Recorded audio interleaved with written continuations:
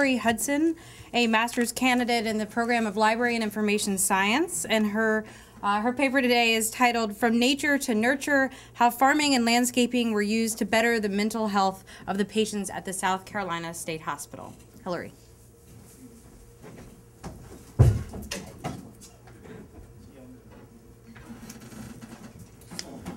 Okay, hello. So today I will be presenting the basic history of the South Carolina State Hospital farm. One thing to note is that nothing remains of the farm today. Its central buildings were once located past Hardin Street, around where the C.A. Johnson High School stands today. My purpose in studying the farming practices of this hospital is to explain how the intention of the farm, dairy, and gardens was to better the mental health of the patients. Though this was the main focus of the doctors and superintendents, the economic benefits of a semi-self-sustaining campus was the greatest gain for the Board of Regents. Because of these economic benefits, the hospital was able to expand the farm to almost 300 acres between the crops and the extensive dairy. I would like to bring your attention now to another more modern take on many of the topics I will be presenting today. At the Medical University of South Carolina, adolescent psychiatric patients are rewarded for progress in their treatment by being allowed to work at the university urban gardens. This system is meant as a way to enhance the mental wellness of the patients by allowing them to interact with nature while being engaged with a particular occupation. I bring up this program with the intention of emphasizing that the practice of occupational therapy, which I will explain later fully, combined with the idea of the healing powers of nature, is not a new chapter in South Carolina's mental health history. Both occupational therapy and nature as healing are methods that have been applied throughout the state hospital's existence. Its application today in a modern psychiatric facility only further emphasizes the importance of farming as it relates to mental health. This rough draft of a Sanborn fire insurance map, which was never, I think, actually published, illustrated the scale of the agricultural production at the state hospital. The farm hosted well over 20 structures, including a slaughterhouse, stables, and houses for the few workers and their families. Although a dozen or so plowmen and farmers were employed at the state hospital, it is important to know that much of the work done both at the dairy and in the fields were done predominantly by the patients. At the height of production, the farm was valued at $185 an acre, once factoring out the small amount of labor costs for the few farmhands employed. This profit was really the assumed savings the farm had made for the state in its production. The number was created in applying the market value of the vegetables, grain, and meat products to the food consumed at the hospital that year. By doing so, the farm was able to keep track of the money saved. These figures were then used as a tool to economically justify the farm's existence, particularly to the skeptical board members. These figures are what allowed for the expansion and maintenance of the farm so that the hospital could utilize the land for occupational therapy. By 1910, the farm was seeing a profit of over $10,000 a year. This became a crucial defense for the need to maintain the farm, even as new facilities and new farms were taking on more responsibility of providing food for the state hospitals. The dairy housed over 80 milking cows and provided most of the milk and butter for the patients. There was also an ox meant for breeding the best milking cows for the property. However, he was slaughtered very soon after a fatal incident on the property. The farm also hosts many pigs that, at the peak of production, provided for 80% of the pork consumed at the hospital. I would like to add a small disclaimer, if you can see the Queensland section on that picture, that I found very few photographs pertaining to the farm in general on Bull Street, and instead found many period pictures of everyday people, in this case, Australian dairymen milking cows. This one was taken between 1890 and 1900. To understand how the farm was able to expand to such a large scale, one must look closely at the entire history of South Carolina State Hospital's interaction with the land around it. The hospital's relationship with nature evolved from two prevalent psychiatric theories into a very modern application of occupational therapy. Much of the literature surrounding the relationship between mental hospitals and nature has been concerned with the pleasure grounds and the beauty of the carefully created landscapes of various hospitals. In the early beginnings of American mental hospitals, the prevailing philosophy was the curative nature of moral treatment. This practice of moral management, as it was also called, is founded on the idea that by creating an environment that promotes self-control and positive thoughts, the patients will become more sane and better citizens in the community. Strolling through pleasure grounds and engaging in exercise outdoors played a major role in the practice of moral treatment. As a result, many landscape architects were brought into mental hospitals around the country to create beautiful gardens and parks.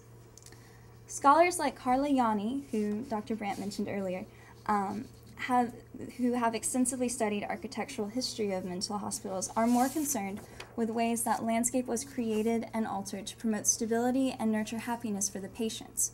She and other historians have neglected to detail the ways in which the patients actually interacted with these pleasure grounds and outdoor spaces. In doing so, the scholars have left out the narrative of how these theories of moral treatment were put into practice. As a result, the story of mental hospital farms tend to be left out of the history books entirely. This is with the exception of Elizabeth Ziff and her analysis of the Athens Lunatic Asylum in Ohio. Briefly, she discusses the farm on this campus.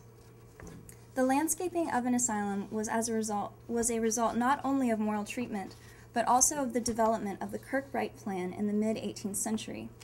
Dr. Thomas Kirkbride believed that the buildings and general surroundings of a mentally ill patient would greatly affect the ability of the patient to be cured.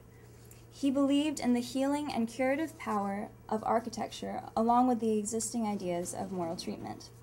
It was Dr. Kirkbride's plan that inspired the Association of Medical Superintendents of American Institutions for the Insane to create a list of architectural guidelines for the building of mental hospitals.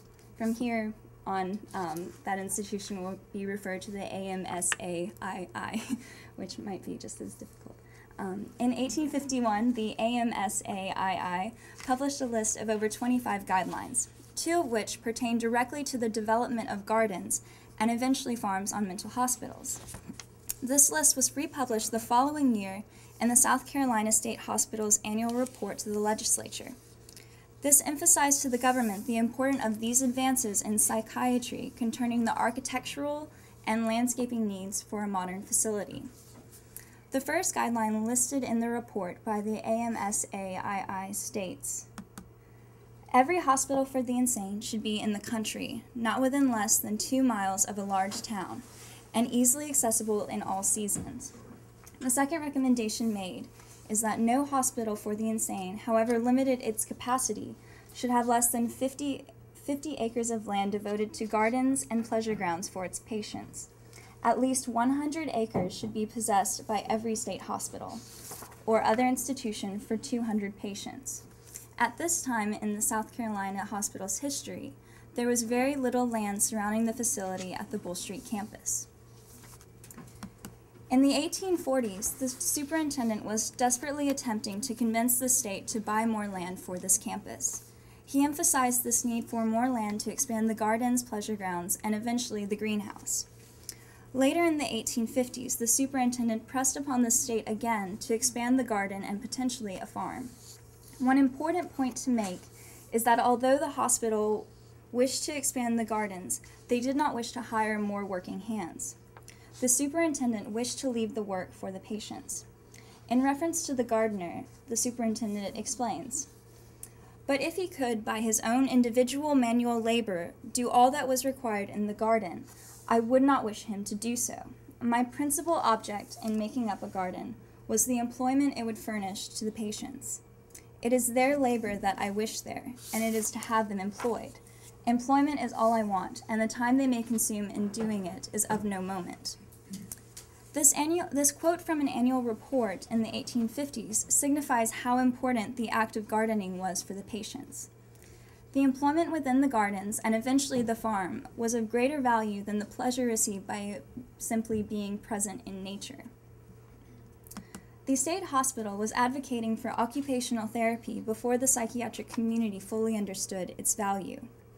Men were given manual labor, while the women, under the supervision of the hospital's matron, would sew most of the garments and bedding for the hospital. Moral treatment and the Kirkbride Plan were in the height of their popularity, while the South Carolina hospital was attempting to create more jobs for the patients as part of their therapy. As early as the 1840s, the superintendent notes the difference in physical and mental health between the patients that were engaged in the gardens.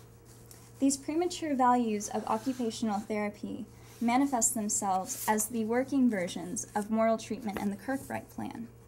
Even as the superintendents from around the country were emphasizing the need for land as a tool for pleasure, the South Carolina State Hospital was seeing the benefits of employment with the limited amount of land they had.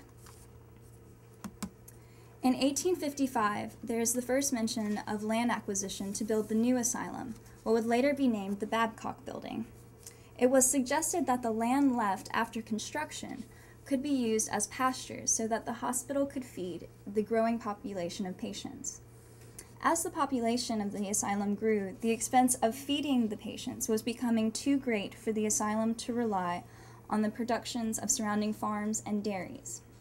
While the economic needs are of great concern throughout the 1850s, the report still emphasized the need for land to employ the patients.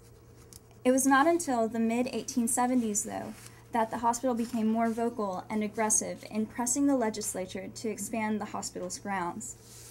In the 1876 annual report, the superintendent writes, quote, "This is a matter of so much importance that I trust I may be excused for repeating here what I said on former occasions upon the subject. We have less than 20 acres of tillable land. There should be, at the very least, 100 acres. We have no orchards. There certainly should be a large orchard, embracing every variety of fruits suited to this climate. We have no vineyards. One should be planted at once." The tone and urgency expressed to the legislature implies that the state hospital had been attempting to expand its acreage for years with the intent to create farming land, not just pleasure grounds. Yet the same report notes a change in approach from previous years. The superintendent presses the board, quote, "These improvements would not only afford the inmates a pleasant pastime and wholesome source of recreation in cultivating and harvesting the crops, but they would save the state thousands of dollars every year in grain, fruit, and vegetables." This appeal to economics is what really led the hospital to expand eventually into a 300-acre farm and dairy by the turn of the century. Although this is what led to the farm's expansion, the intent was first and foremost for occupational therapy. In 1879, the Whig farm, approximately 30 acres, was bought. Soon after, the hospital was requesting more land so as to employ more patients and reduce their dependency on merchants and outside farmers. As this farm was expanding into the late 19th century, another mental hospital was creating a very similar agricultural system. The Athens Lunatic Asylum, which I mentioned earlier, was creating a farm of similar scale around the turn of the century. Both hospitals were trying to keep up with their growing populations and needed the most cost-efficient way to provide food for their patients and employees. Catherine Ziff, who studied the Athens Asylum, is one of the few historians who even mentions farming practices on asylum campuses. She claims, "By 1883, the fruit and vegetable gardening operation was in full swing, with patients contributing most of the work to tend to the gardens." One of the possible reasons that both campuses could create such massive farming systems was that during the 1890s, there was a rise in the popularity of communal gardens, particularly in urban areas. The popularity of these community gardens could have led to greater social acceptance and understanding as to the necessity for gardening and fresh produce. The legislative body was most likely aware of the benefits of these gardens. The trendiness of gardening at this time could have assisted the hospital in convincing the local government to fund similar projects on the hospital grounds. Much like the Athens Lunatic Asylum, the South Carolina Hospital expanded further. In the early 1880s, over 150 acres were purchased solely for agriculture. This was at a time in which the hospital was accommodating nearly 800 patients. The hospital called for expansion again in 1896 to acquire 110 acres, so as to facilitate more food production and more employment for the patients. At this time, the hospital was nearing its 300 acres, which was the height of its expansion. During the 19-teens, the state was beginning to construct a new campus known as the State Park. It was intended to completely replace this Bull Street property. Obviously, this didn't happen completely, but at the time, the state genuinely intended to transfer the entire state hospital to this new campus outside of this Columbia City area. Along with new facilities, the state legislature bought 2 adjacent farms that eventually took on the main responsibility for food production, both for the State Park and the Bull Street campuses. In Dr. James Thompson's account of his 50 years of service at the state hospital, he explained that nearly 100 African American patients were transferred from this building, the Parker Building, to the State Park in 1911 to partake in the farming that would be done between the 2 newest farms. This reflects the general observation that the farming work was usually done by the African American patients throughout the history of the farm on either property. Thompson explains, quote, "The colored males did most of the rough work, such as working on the farm, cutting wood, and the like. The white males were somewhat handicapped in their work, as it was not customary to have the white and colored males working together, and we did not have land enough to have the white males working in the farm." End quote. This only barely touches upon the segregation policies surrounding the South Carolina State Hospital. However, it does illustrate the extent to which segregation played a part in even the occupational therapy of the patients at the state hospital. Because of the volume of production at the state park farms, the board began to question the necessity of the Bull Street campus, of the state hospital's Columbia City Farm, as it was then known as. In 1910 and later in 1913, the Bull Street campus appears to be on the defensive in regards to the necessity of the farm and dairy. This was again an issue of economics. The board saw this land as too valuable in the heart of Columbia to be used just for agricultural purposes. Although the farm was not completely eliminated, it was reduced to less than 150 acres by the 1940s. This persistence in keeping with occupational therapy is seen in the inclusion of an occupational therapy section of the annual reports. Though this form of therapy was mentioned both in the farming reports and the matron's reports annually, it was not until the beginning of the 20th century that it became a trend among mental health care providers. This interest in occupational therapy is what most likely kept the farm running, and by the 1920s, there appears to be very little talk of selling the land until later on in the history of the state hospital. Due to the quantity of food grown at the state park farms, the farm at Bull Street was at least presumed to no longer be a necessity in the 19-teens to 1920s. Yet it continued to serve as a viable component of the campus, even if it was just for the sake of providing occupations for the patients. Although the farm was economical and saved the state thousands of dollars a year on groceries, the farm was always intended to better the mental health of the patients. This history of the farm demonstrates the way that occupational therapy was used prior to the 20th century, much earlier than is usually documented in mental health histories. This understanding of employment as applied to the traditional Kirkbride plan and the idea of the healing powers of nature creates a more complex understanding of psychiatry in the 19th and early 20th century. The farm at the South Carolina State Hospital also allows for careful analysis of both the psychiatric needs as well as the economic needs of such a large state-run mental hospital.